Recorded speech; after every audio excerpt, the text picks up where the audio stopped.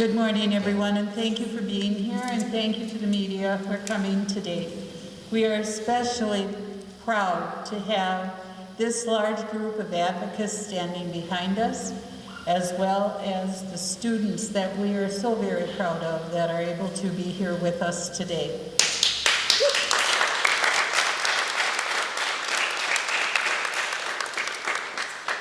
My name is Linda Boyle. I'm co-president of Racine Interfaith Coalition, and I'm here representing Racine Interfaith, known as RIC, along with RIC members and my co-president, Tammy Hayward, and RIC clergy.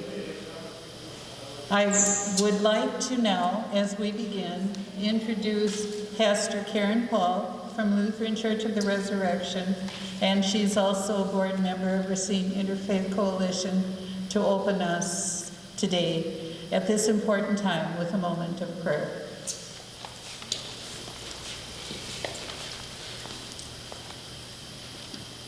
Let us pray. Reconciling God, we call upon your Spirit today to be present in the midst of these challenging times, to open all of our hearts and minds to hear the hurt and disregard and hatred that has been experienced. Open up the lines of communication for leaders and these students and all our community to continue to let the students' voices be heard, to bring dignity in this amazing gift of diversity. And to remember that there are cultures and faces and races and experiences that happen all around and among us. That we can remember that your Spirit can heal in the midst of divisions and keep us working together for peace and justice in our community. So bring wisdom and courage and inspiration in these times, that we can embrace change and stay on that kind of journey forward, that all voices can work together to bring that peace. We pray all of this in Jesus' name. Amen. Amen. Thank you, Pastor. I would like to thank all of those here today as advocacy partners who are standing with us as we take a faithful stance for justice for the students who filed a complaint with us about discriminatory practices at Lutheran High School. And I'd like to invite Tammy Hayward forward to acknowledge the groups that are with us, standing in strong solidarity together today. Good morning and welcome. The groups that we are aware of that are here are the NAACP, Forward Latino, LULAC, Racine Interfaith Coalition, and the RIC clergy, ACTS Ministry, Better Mount Pleasant, Racine Women for Racial Justice, Interfaith Coalition of Milwaukee, the Anti-Defamation League, and BCDR, that's the Burlington Coalition for Dismantling Racism. There are perhaps some other groups here that I'm unaware of, but these are the ones we knew of as of last night. We certainly encourage other groups to get involved in this very important work. Thank you.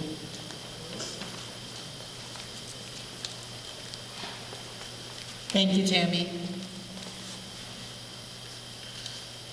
Racine, as I speak for Racine Interfaith Coalition, we know that our one main theme that is addressed through the work of our various task forces, that is to end systemic racism. We were asked to come to hear a group of students and parents who came to Lutheran High School because of their religious beliefs and because they believed it would be a safe and welcoming place for them. For many of the young people, it has not been a welcoming place, as they have felt belittled, discriminated against, and humiliated, and sometimes even unsafe. We are here to support the young people and their parents who feel that their voices have not been heard. We could not remain silent after hearing the unjust experiences of students that have been taking place for a long period of time, as has been reported. I can say that I am at this time so very proud of the students who have come forward and the differences they are making for so many. Racine Interfaith Coalition is a nonpartisan, faith-based, nonprofit organization made up of 28 local organizations and churches in the Racine area who are united in our belief in the inherent values of every individual, and we share obligation to create a fair, more equitable, and just community. The issues we tackle and the projects we have undertaken are driven by our vision and our mission and our faith traditions. This is a time when we must follow our vision and faith values to advocate for the inequities that have been reported to us. We stand in solidarity with all of these groups and others in the community, showing support as faith leaders to contribute to the health and well-being of the students at Lutheran High School through inclusion, justice, and compassion. We are here to act as advocates through the strength of our faith. It is important that we make a difference for the students who deserve to be treated with dignity. We must pray for them and their parents, as well as the staff and the administration at the school. But it is not enough to only pray or talk about our beliefs and what we know is happening, but we must also act. And why must we act? Because God has taught us to stand for what is right. Because all humanity bears God's image. All are worthy of human dignity, love, respect, honor, and protection. It is up to us to make sure the students are treated with those things that God demands. Thank you, and now I would like to introduce someone from the JCRC of the Milwaukee Jewish Federation. Kai?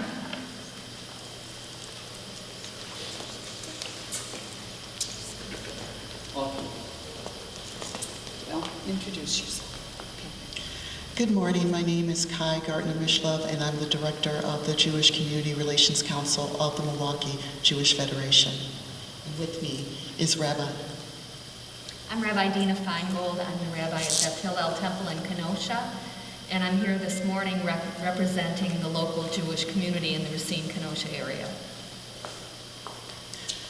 We at the JCRC of the Milwaukee Jewish Federation condemn all expressions of hate, anti-Semitism, and racism. We are very concerned about any environments that polarize or do not promote harmony in our community. Bigotry must never be accepted. What has occurred here in this community is of deep concern to us. Educational institutions in our community should prepare our youth for effective civic engagement in the 21st century and beyond, which includes working alongside others with respect and dignity for a multicultural, multi-ethnic, and multi-religious society. At the JCRC, we value building bridges between communities. Part of our work involves educating our community and youth about how to counter hate and how to counter anti-Semitism via various programs, alliances, and partnerships, such as our listening library, Hours Against Hate. We recently passed a bill mandating Holocaust education and the education of other genocides. We look forward to the implementation of that in our community. We look forward to assisting in the building of bridges and building bringing resources for ways to educate how to counter hate and anti-Semitism, especially the ways in which it's been displayed here in the Racine Lutheran High School. Let us celebrate our differences and not promote an environment that disparages students due to their ethnicity, color, religion, or national origin. To quote the late Rabbi Jonathan Sachs, may we cherish our commonalities and feel enlarged by our differences. Thank you. And I would just like to build on some of the comments that have already been made. We already heard this morning that human beings are made in the image of God. And we have, in the Jewish community, just finished in our cycle of reading the very early chapters of Genesis, in which we read that God created all human beings in the image of God. And yet so many times in society, we see that people hold themselves up as superior and put others down as inferior. We have certainly experienced this throughout history way too many times in the Jewish community, even as recently as recent times here in Racine, where we've seen anti-Semitic graffiti on the synagogue here, and as well as this was part of the incidents that happened at Lutheran High School. We know that Jews are subjected to being treated by others as lesser, and because of that, we Jews stand in solidarity with all groups of people who are denigrated, who are discriminated against, who are treated with disrespect. And we applaud these students who are standing behind me right now, who are going to speak up and will continue to speak up for dignity and equal treatment and decency, as all of our religions require us to do. Love your neighbor as yourself is a fundamental teaching of all religions, in all societies, and it's just a principle of basic human decency. We call upon the leadership at Lutheran High School to follow this principle in their ability to deal with this issue in their school and to the community beyond. Because we know that just dealing with this problem at Lutheran High School is just a little piece of something much bigger in our society. And the steps that are taken there will matter. It's not, our tradition teaches that it's not up to us to complete the work, but neither are we free to desist from it. So we can't solve the entire problem of systemic racism by dealing with this issue at Lutheran High School, but we can take a step, and we begin, and we support the efforts of those who are working in that direction. Thank you.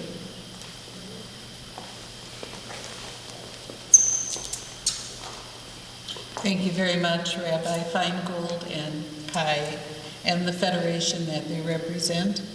Now I would like to introduce Dwight Mosby, President of the NAACP Racine Branch.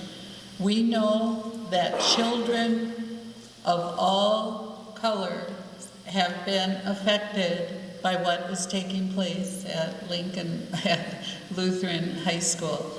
So please welcome right now Dwight Mosby, President of NAACP, the Racine Branch.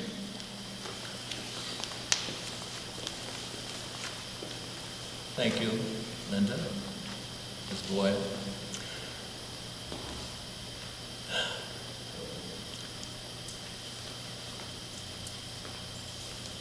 I am surprised and shocked by what I've been told about Racine Lutheran High School. Some of the things that have happened, allegedly happened, at the high school. When it was brought to my attention, I immediately asked, what can we do? How can we help you? The parents and the teachers who have come to us. And it has been suggested that we initiate, assist in initiating a sensitivity training program. And I said, that sounds good.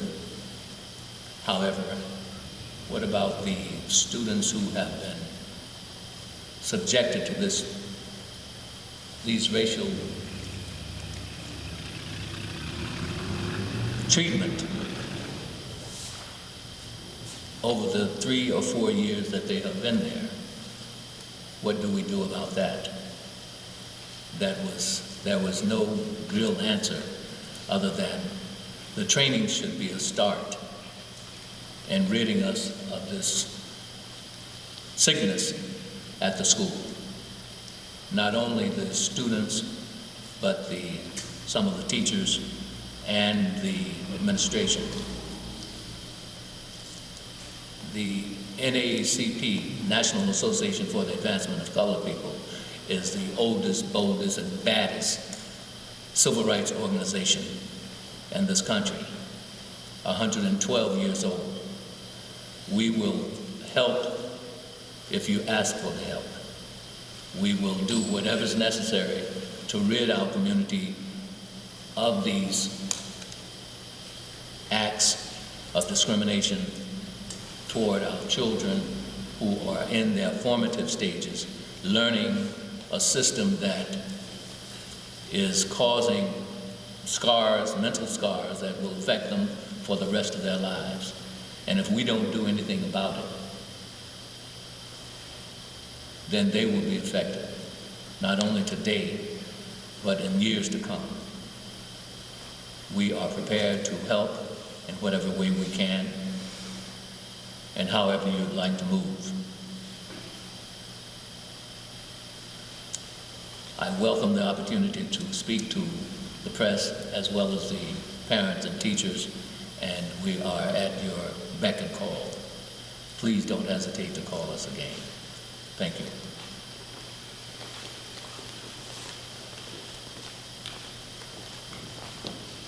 Thank you, Dwight.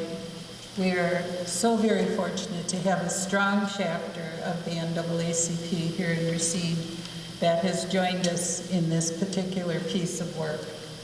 Now I'd like to introduce Jose Palacios. He's the state director of LULAC of Wisconsin and someone that I have worked with for many years around the causes of Latinos. So now I would like to introduce Jose.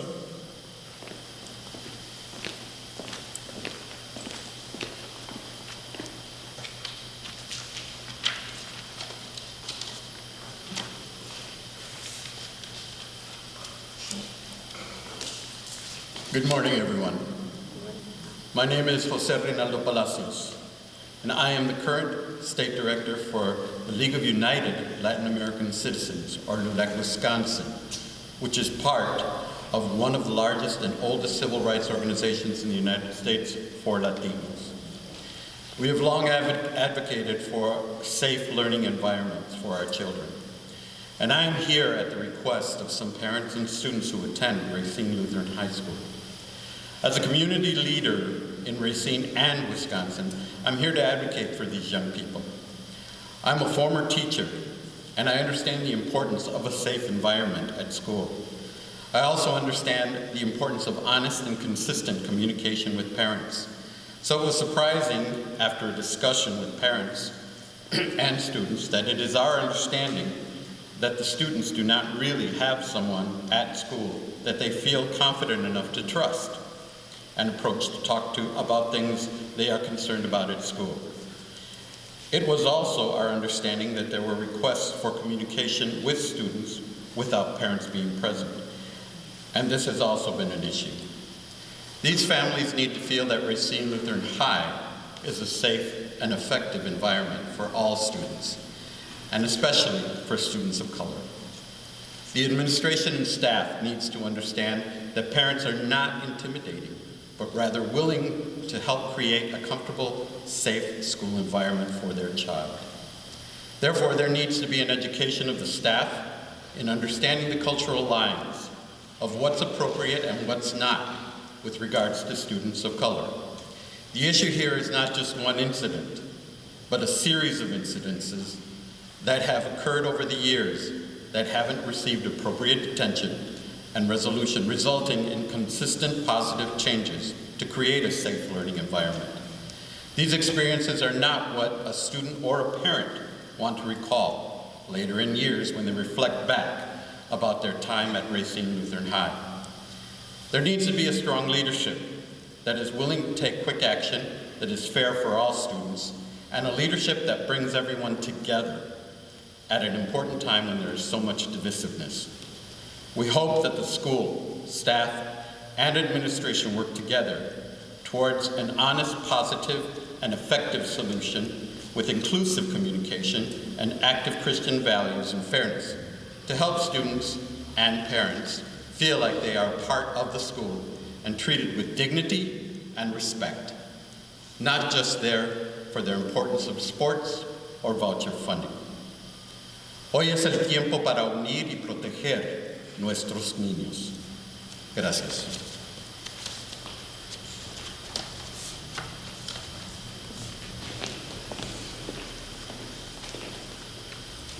Thank you, Jose. We echo your words. Now I would like to introduce Daryl Morin.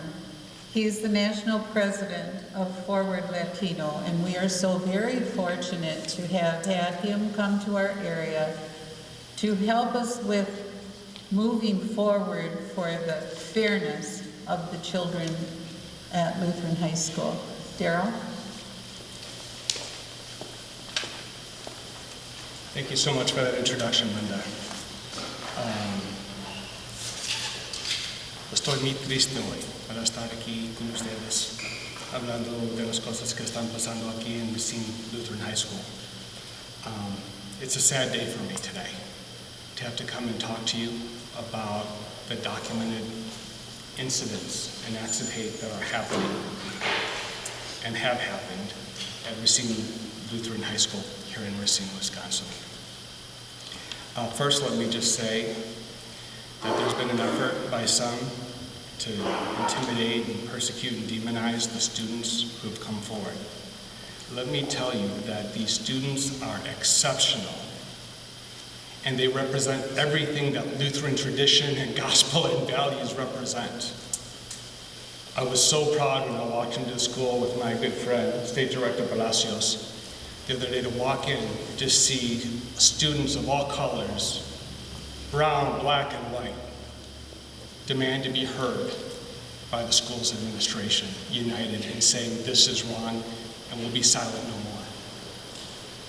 Now I ask you to be patient with me as we share just some of the incidents that we've discovered over the last 7 days of things that have been happening. Now initially we were contacted by parents and students requesting assistance after an incident occurred at a homecoming event last week, in which students who are encouraged to make t-shirts to show their school pride, etc., showed up wearing Trump wall t-shirts. And in the photo, making gang signs at a Hispanic student who took the photo, and making very unacceptable remarks. Now, for those of you who may not follow these types of issues, let me share the significance of this. Throughout the nation, we've continued to see, and it's happened here in Wisconsin in numerous schools as well, we've seen predominantly Latino football players walk onto the football field to chants of build the wall, build the wall. We've seen around the country predominantly Latino basketball teams walk onto the court to hear that chanting and to have tortillas flung at them. We've had individuals, even here in Wisconsin, beaten for no other reason than their predominant Latino features or Spanish surnames. And what did they say, the people doing this? When are we going to build that darn wall?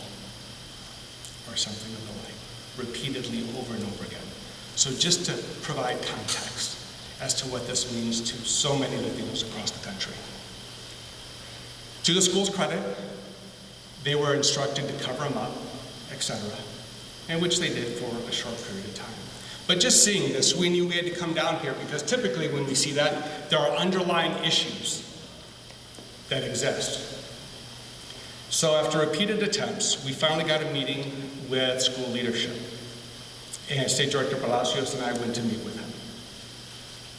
And he shared his shock and awe with what he had learned. He said, since I received your email, your request for this meeting, I've brought together students of color.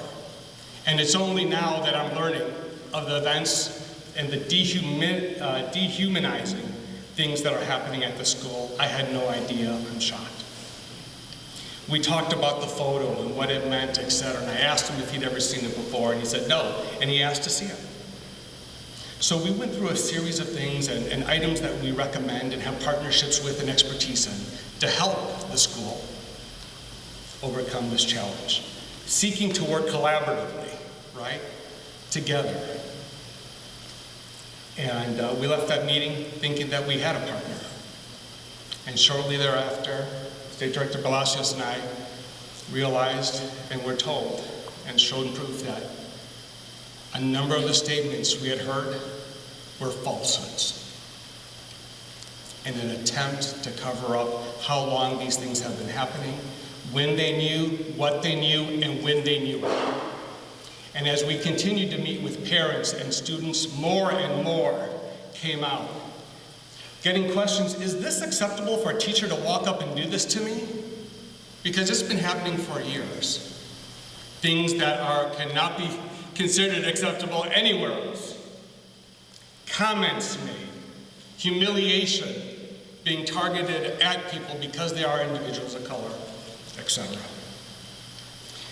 So it was then when we knew that here we came forward in a spirit of collaboration, that wasn't going to be possible. They had lost that trust, right, that we were trying to establish with them. We then learned of an individual associated with the school who'd been texting with students on a private account.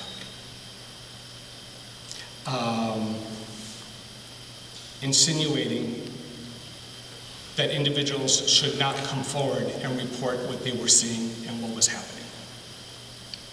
And actually making a veiled threat against one student that he knew was providing information.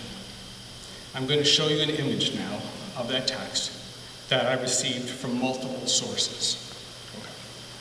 And we'll walk through the conversation together.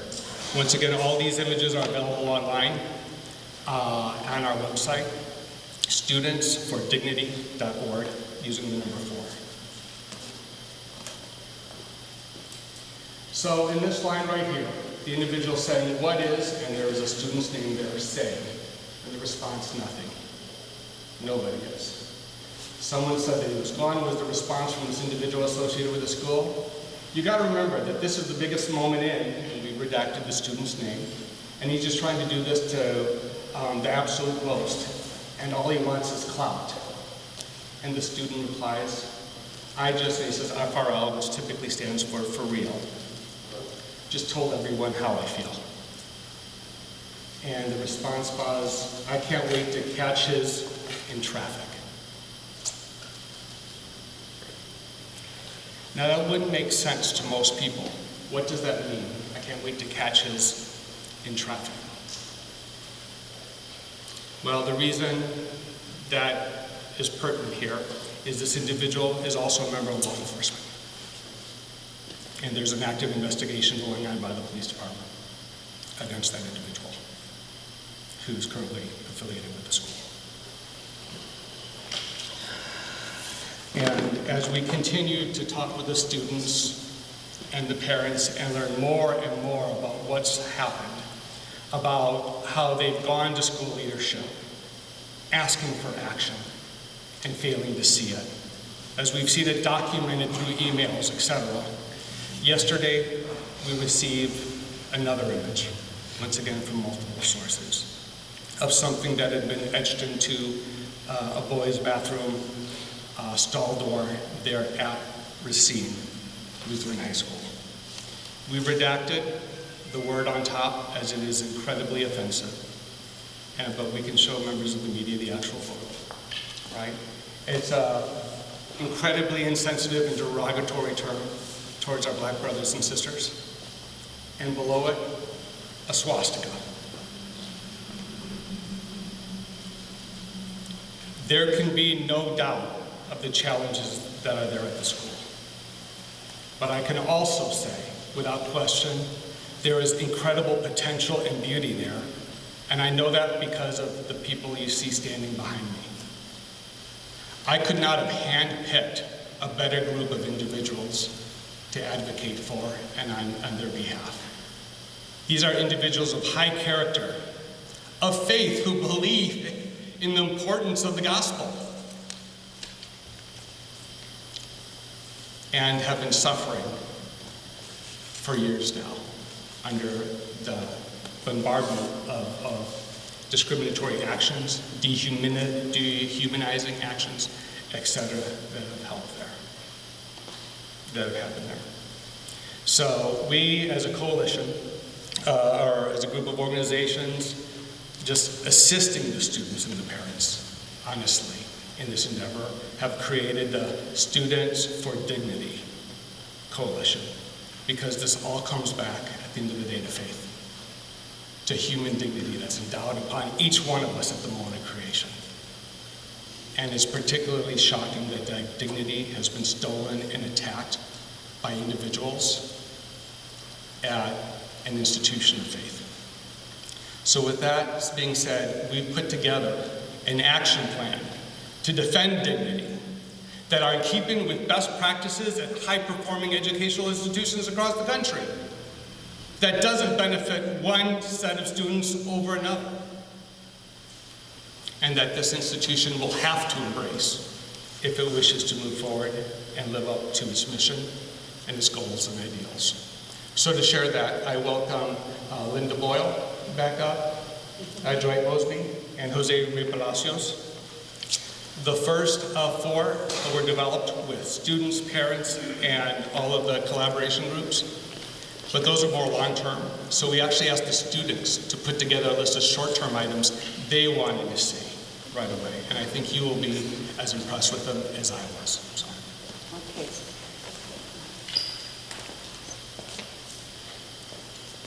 This impressive list that the students put together is so very well thought out and accurate for the situation at hand. Again, so proud of this wonderful group. Number 1, rules and disciplines should be consistent and unbiased.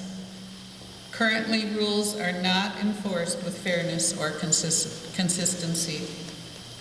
Number 2, establishment of a parent advisory appeal board. The purpose of this board would be to review disciplinary actions imposed on students and that wish to appeal the action. The board should consist of a diverse group of parents and will only be called upon by the request of the student who is being disciplined. Number 3, a rule prohibiting display or discussion of political voices, views, opinion, or statements. This rule should state that no political statements can be displayed on any clothing or merchandise during school hours or while on school property. Political topics should not be discussed during school hours or while on school property. Number 4, this is a big problem where there has been harassment. Negative lunch account balances should be discussed only with parents. Students should not be questioned or harassed about their account's balance or demand and have food removed from them in front of other students. And this has taken place a number of times. That's why that has been placed in their request. Number 5, celebration of nationally recognized months of the year. For instance, right now it is Hispanic Heritage Month from September 15th through October 15th. The students are recognizing that students be provided with a space to be able to decorate and display information and photos regarding Hispanic Heritage Month at this time. This should be discussed and approved rather quickly, as there are only a certain number of days remaining in this particular time frame. Other examples are Black History Month in February and Women's History Month in March. So this concludes their demands and their asks at this time. The list is something that should be in place anyway within a school, and that they have to step forward as youth and produce this list is part of the problem. And now I'll turn it over to Jose, who is going to talk about some longer term initiatives that we are asking.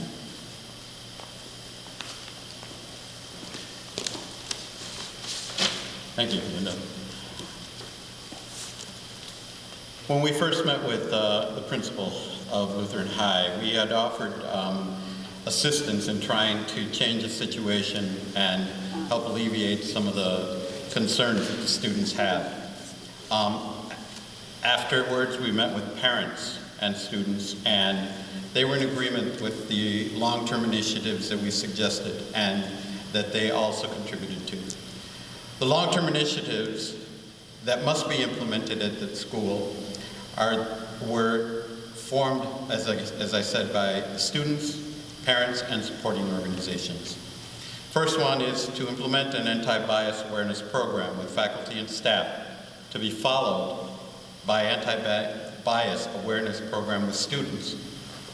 The second, to integrate multicultural awareness programs into the school curriculum. The third, to create an equity policy with input of parents and students. And then fourth, to create and implement a plan for greater diversity among the administration and staff and employees at the school. And those are the four. Thank you. Would you state? Daryl, would you like to come forward?